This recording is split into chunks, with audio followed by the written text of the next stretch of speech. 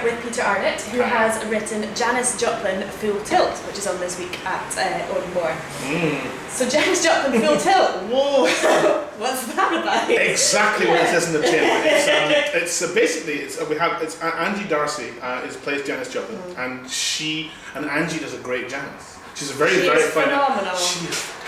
She's a very fine actress, which people have known about for a long time. But not so many knew that she's also she's a hell of a chanter, and she does a great Janis. Not just the songs, but also the speaking off mic, as it were. She's terrific. She really brings that character to life. She completely feels it. She completely feels it, and it's a gig. So it's not just a play. You get a play, and we've got a full band on stage. Full 5-piece band. We're put together by Harry Ward, who plays the guitar, and also acts. He's actually It's just something else. And have you been a fan of Janis for a long time? A very long time, yes. I suppose since the first hearing the records. I suppose. I mean, I'm not that old, so I missed her the first time around. But the kind of 60s rediscovery kind of phase, Janis was very much part of that. I think that the thing with this particular show is that she gave us the show insofar as she particularly later on in her career, when she would talk to the audience a lot. And there's a live album which was issued posthumously in 1970 because he died at the end of '69.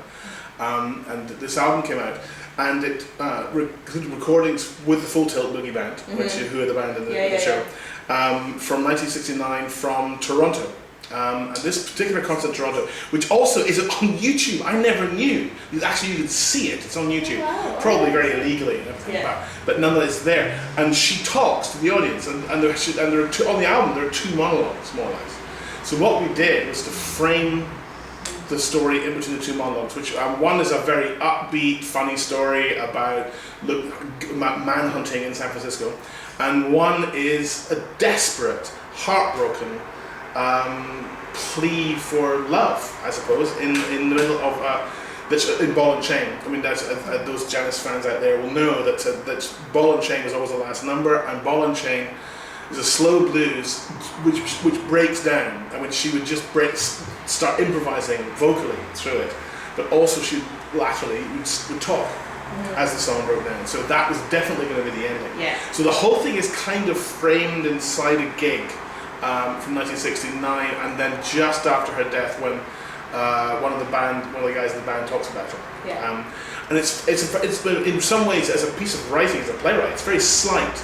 There's hardly any of me in there, because there doesn't need to be much of me in there, because we have a great band and a great singer, and it's an experience. I mean, we had our audience on their feet today. Exactly, one of them things. Yes, it was extraordinary. Extraordinary.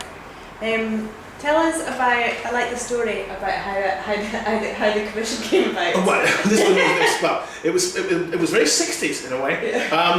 Basically, Cora Bissett, who's directed the show, did a fantastic job. It's beautifully nuanced and beautifully done. Cora had seen Angie doing a show put together by John Keelty, the great John Keelty, at the Edinburgh Festival last year, called the 27 Club. And Angie sang, among others, Janis Joplin in that show. And Cora said, there's got to be a Janis Joplin show with basically a vehicle for Angie's fantastic singing and performance. And so we thought, and she to talk to David McLennan, and we were in the Traverse Bar, and I heard, I was standing by like a playwright, like a pig truffling for a job, and basically Cora was talking to said, it's a really good idea, and David said, it's a really good idea, you should really do that show, and then Cora said, how can we get to write it? And I went, me! I thought we were doing another play of yours, and I was like, we're doing the Janis show, and I was like, what? The what? That's right. I pitched another show entirely to you, and you said, it's brilliant. But no, we ended up doing Janis instead. And I'm very glad though, because the other show is still there. Yes, exactly. It's around. Yes. So what else are you doing then? Right now, it's been very weird. I'm doing the Traverse, teaching school kids. Playwriting, class act, and I'm just back from Kuala Lumpur. So I'm slightly spaced out, but I was teaching playwriting, or rather working with playwriting in Malaysia. So how did that come about? that came about through the good office of the Playwright Studio Scotland. Someone came to the Edinburgh Festival and thought, Scottish playwriting, that's interesting. It's not the Royal Court, it's not through London, it's not that model, because the Royal Court for years and years has been very successfully exporting a very particular playwriting model all over the world with the support of the British Council. But this time around they said, no, we're going Scottish. Yeah. And I thought, that's interesting. There is more of there's an appetite for that. I think the rest will just seem to be wow, look how many, what a brilliant playwriting culture there is. Well, it does see, and Arnmore is a big part of that. Arnmore in some ways is the bedrock of that, right now. I think that's partly because other people aren't doing their jobs. That Arnmore is the bedrock of New Scottish writing, which now has an international reputation. Yes. So I was in Malaysia flying the flag, folks. Brilliant, good. So we'll look forward to our Malaysian season.